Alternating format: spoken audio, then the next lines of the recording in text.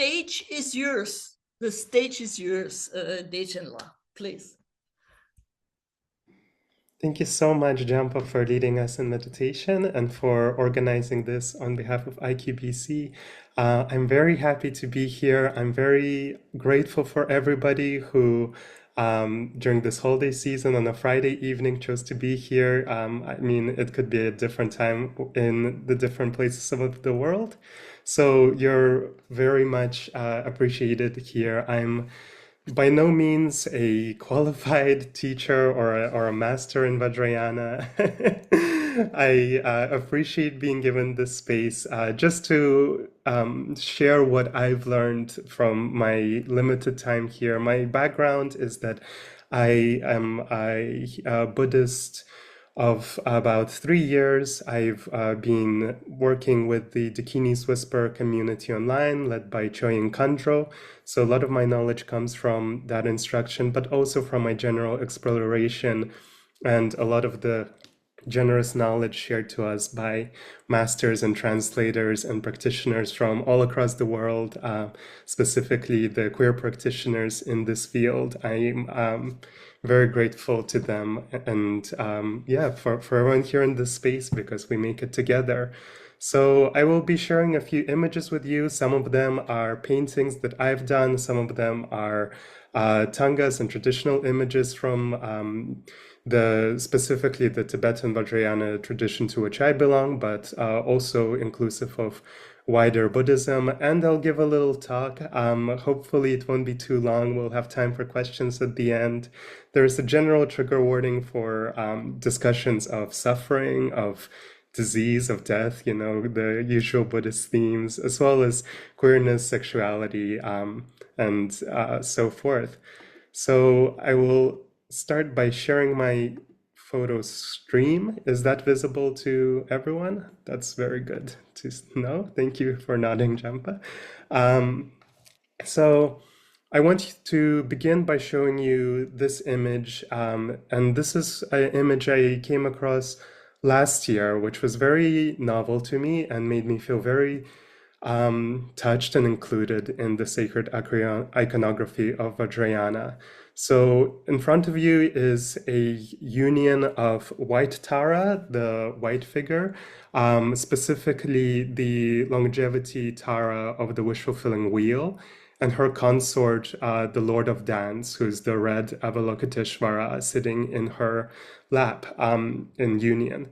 So this is coming from the Chingme Pagme Nyingtog long life practice, which was revealed to the Terton Jamyang Gyatso Wangpo in 1955. He was a Terton, which is a treasure revealer of a Rime view.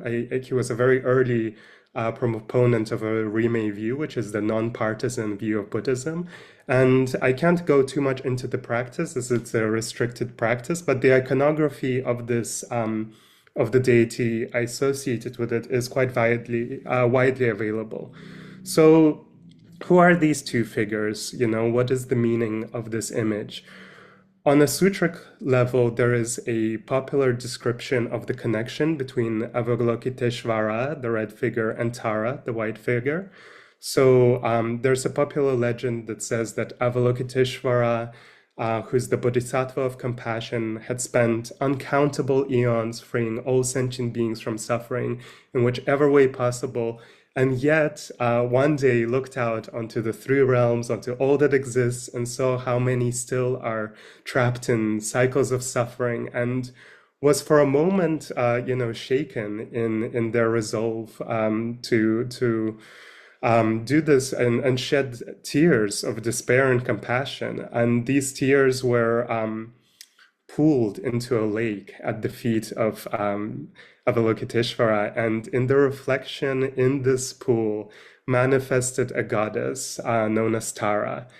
And this goddess is a very popular Himalayan and general Mahayana and Vajrayana goddess, worshipped also in Southeast Asia and partially in South Asia.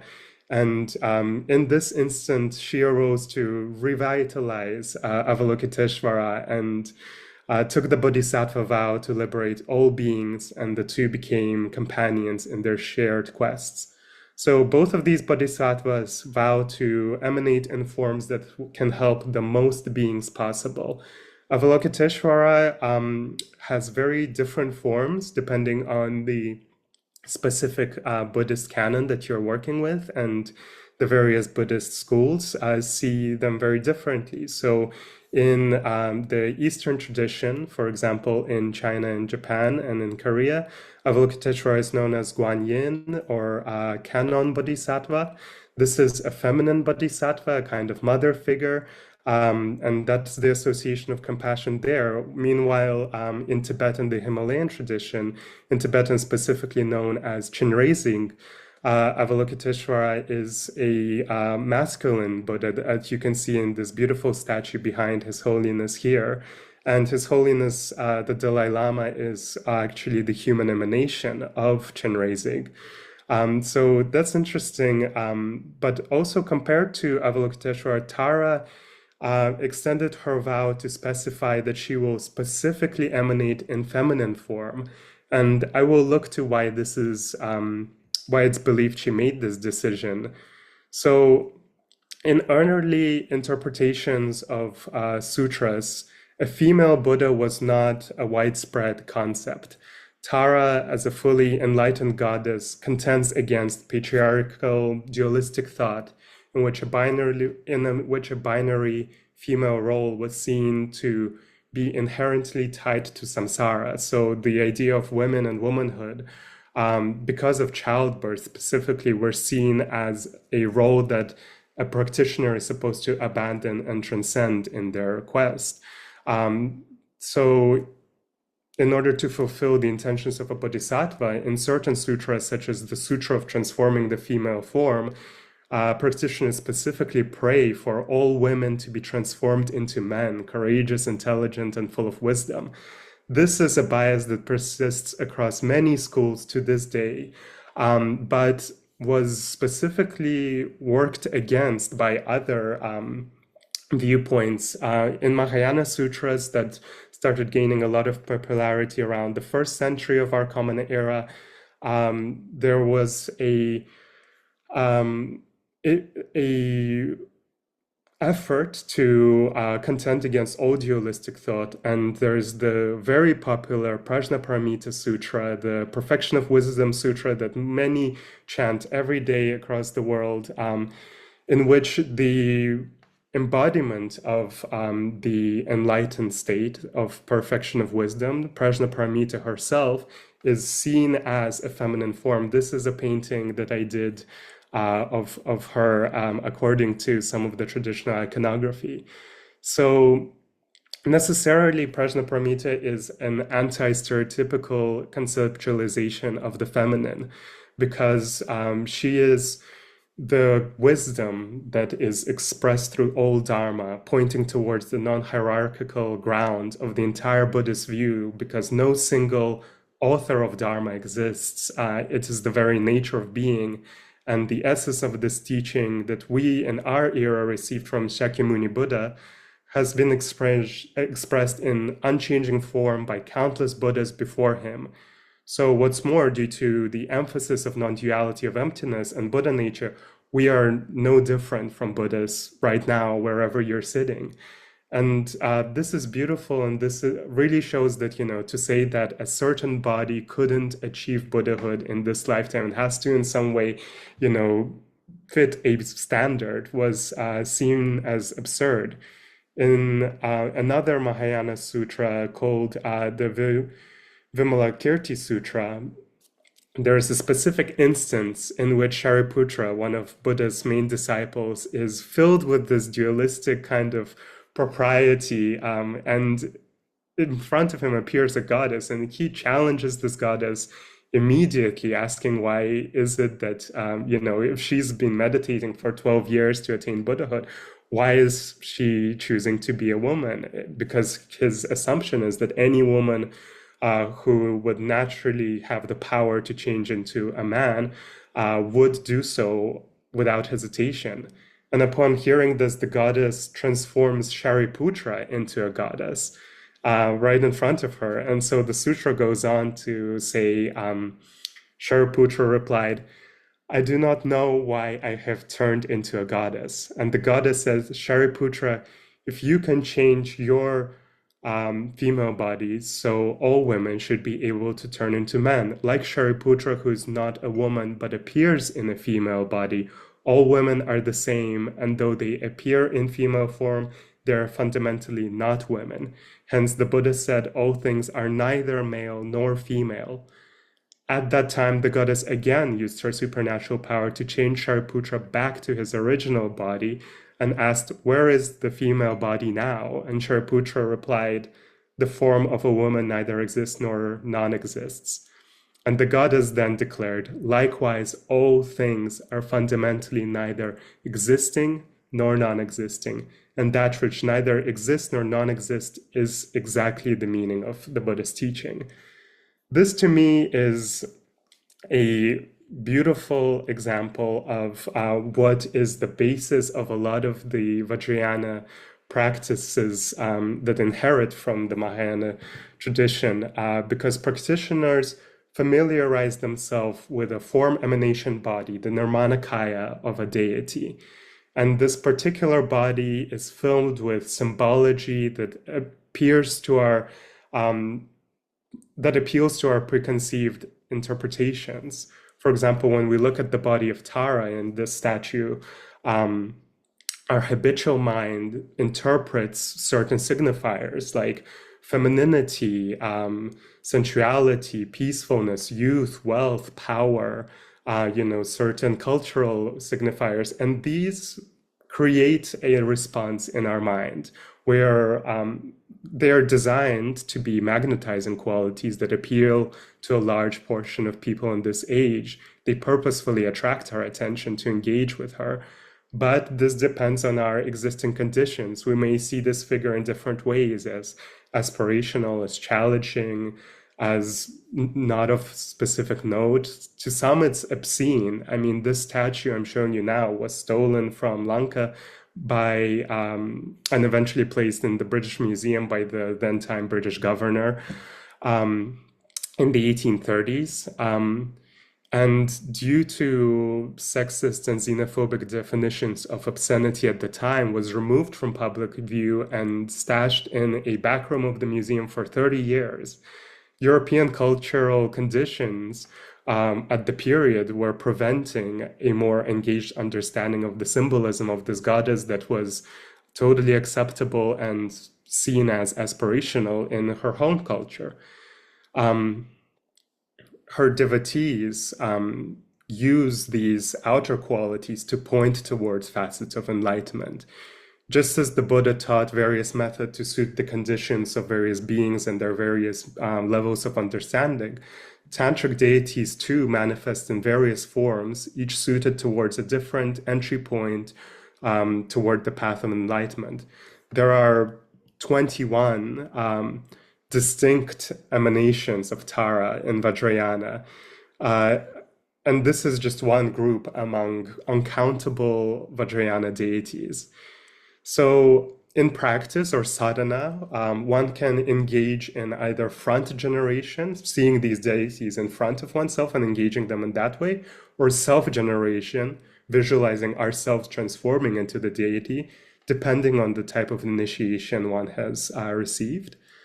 So just like Shariputra, our habitual understanding of reality must fall away in order to allow this to take place. A practitioner must rely on the ground of emptiness, thinking that because all appearances are empty of self-nature, there is no distinguishing between what is part of the visualization and what is reality. This is a profoundly creative state in which all bias must be allowed to be challenged and fall away. A practitioner aspires to have no issue generating otherworldly surroundings and beings, as well as transforming themselves into a deity that is of a different gender expression, bodily form, has supernatural abilities, and might not even resemble a human.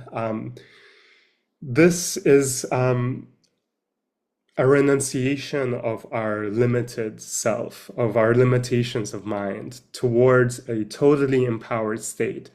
At the end of this ritual, this state usually seamlessly merges with the practitioner, allowing them to return to their other daily activities while maintaining an expansive point of view.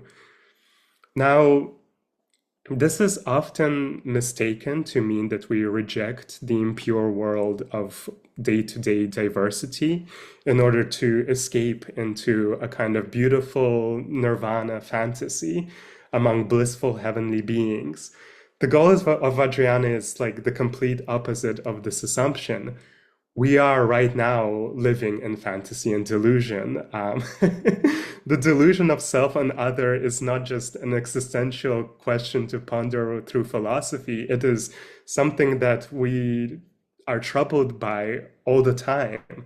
It affects the actions we are carrying out every second. The mind that grasps onto certain things as desirable while other things are detestable. Certain things belong to me while other things are out to get me, creates this aggressive state of perpetual anxiety that is not just other destructive, but self-destructive. It creates self-doubt. It creates fear. It creates, the desire to protect something that, misguidedly brings people to prejudice and bigotry.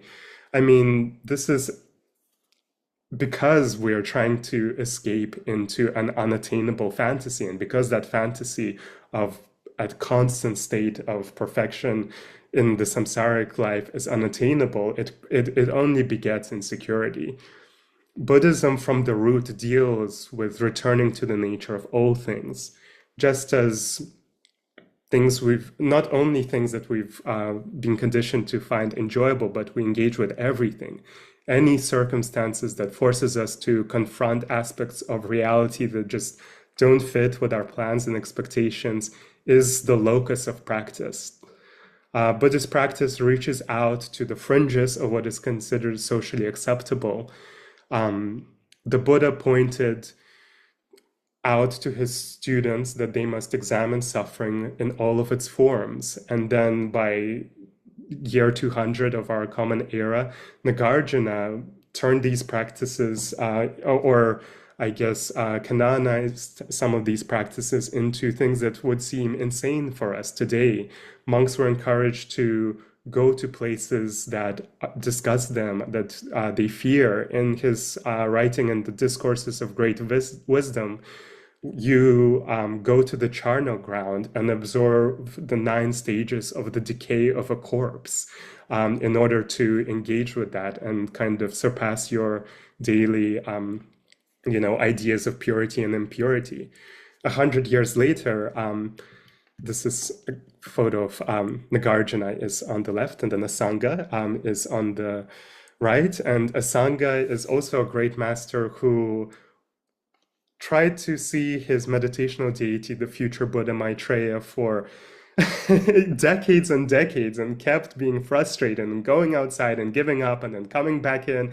And the only moment where Maitreya appeared to him was when Asanga gave up on everything and ventured outside, but still had a mind of compassion and saw a dog in the street who was heavily diseased and not well and was wounded. And in the wounds, he saw maggots living. And this is something that a lot of us would find a very disturbing sight to behold. And to him, this was a moment to show his compassion. He knelt down and, wanted to remove the maggots with his fingers, but then thought better of it because he would hurt the maggots. You can't choose one being over the other. So he used his tongue to remove the maggots. And in that moment, when he reached out his tongue, he saw the dog as Maitreya. Maitreya appeared to him and said, "I've been with you this whole time. You just weren't looking in the right place." And Asanga put him on his shoulders and ran through town saying, "This is Maitreya." And people were,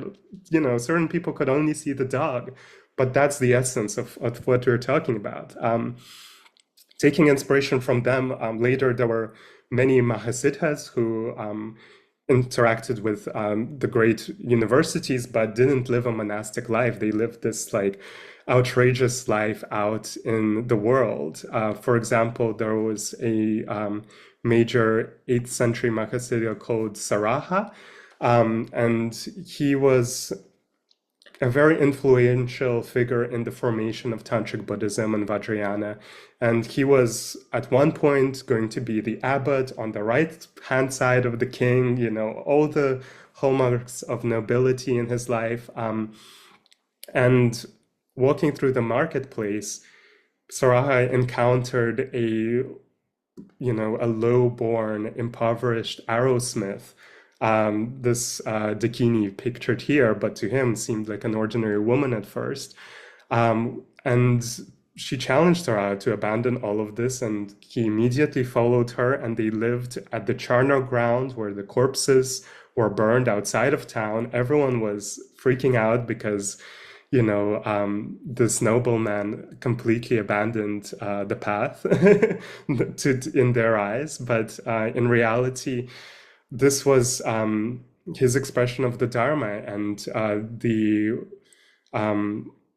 arrow-making yogini instructed him in the tantric practices, and they expressed this even to the king, who one day came to the charnel ground, by dancing around and singing in a state of complete nudity, making love among corpses. It's, might seem unimaginable to us now, but if we ground ourselves back into where we are and everything that's happening in the world, everything is full of these contradictions. We are constantly living in a state where violence and peacefulness are on two sides of a razor blade that we're standing on.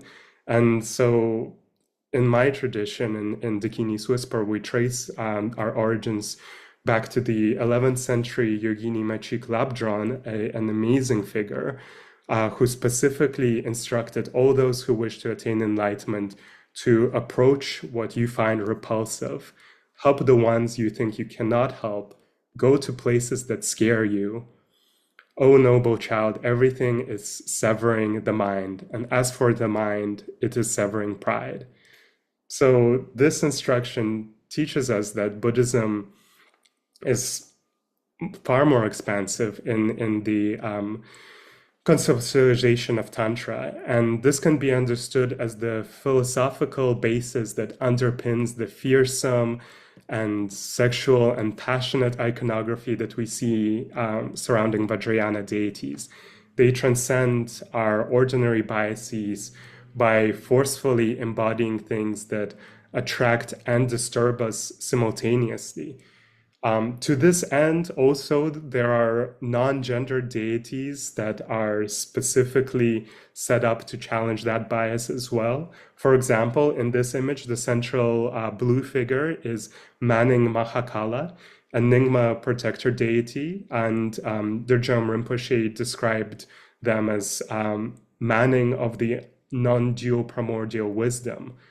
Manning in Tibetan means neither, and this is, specifically in reference to the fact that this blue deity is neither male nor female, and yet is engaged in this union with a consort and has all the hallmarks of the usual Mahakala, who is seen as, this very masculine deity. So that's very interesting to me, and it's, amongst many examples, there is Trauma Nakmo. This is the innermost Dakini of Cho practice and other schools. And this is a fearsome feminine deity whose wrathful passion for awakening is illustrated by the fact that she has this flaming facial hair.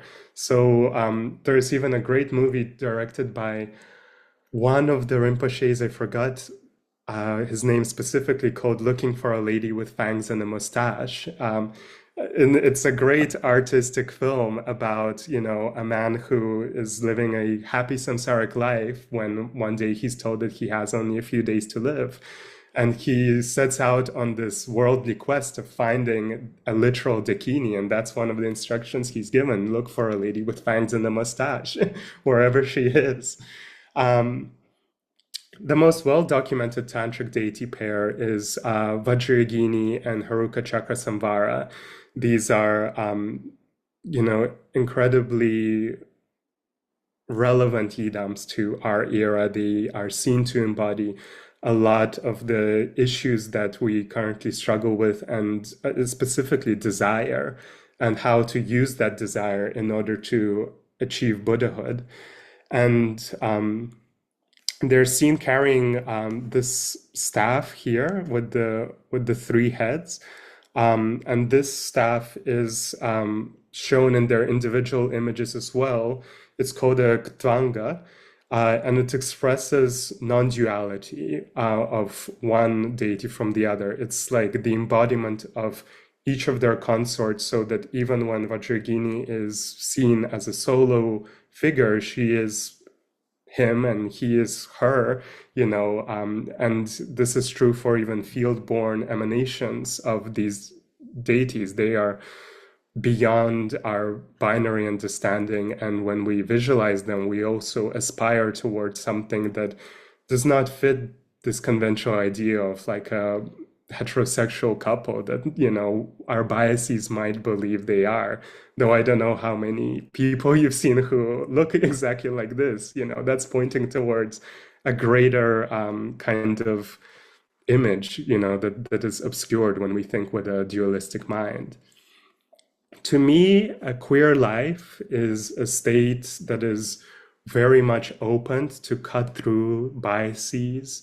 We are made to experience the world from a different point of view. It is, going against a lot of the conditioning that we receive, especially at this time. It is a state of rejecting authoritarian, bias of what exists in the world and delusions. And thus, by being queer, the world is remade through queer life, I believe.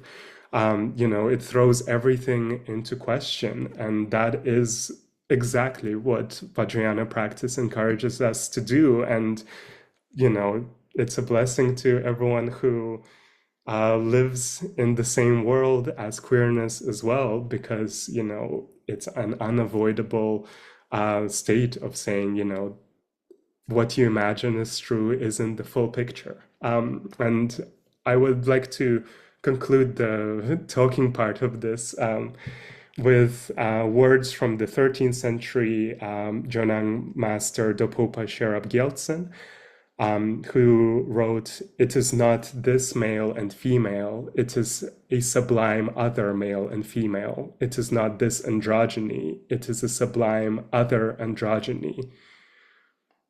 This to me, speaks a lot about how to approach these deities and these images. Lastly, as far as images go, I can show you what I'm working on right now.